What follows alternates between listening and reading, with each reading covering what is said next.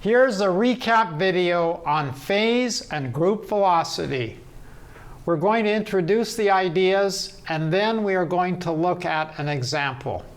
The phase velocity is really a rewriting, as we saw, omega divided by k. It's essentially v equals f lambda, rewritten as the ratio of two densities, if you like, cycles per second and cycles per wavelength, with the 2 pi's thrown in to convert to the radian measure we use when we are manipulating sine wave descriptions.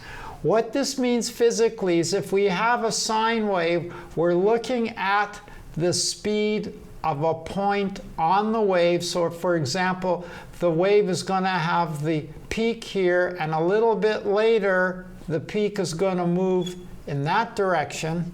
This point here will drop, this point here will rise up. It's the speed of the peak, a point on the wave, that is described by phase velocity. The group velocity is different. It measures the envelope of energy that sits over top of a rapidly oscillating wave.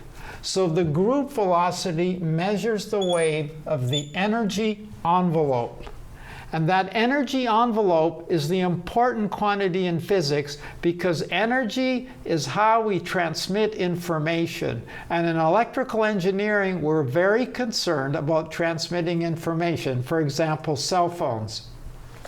How we compute the group velocity is again a ratio, but instead of a point ratio, if you like, it's a blob ratio. A blob of frequencies divided by a blob of wave numbers. So it's a derivative of the temporal frequency with respect to the spatial frequency. Let's do a simple example. The simplest one we can figure is c, the speed of light, is omega over k. Rearranging, we get omega equals ck. Let's compute the phase velocity. Well, we already know that from here. The phase is omega over k, and that's c.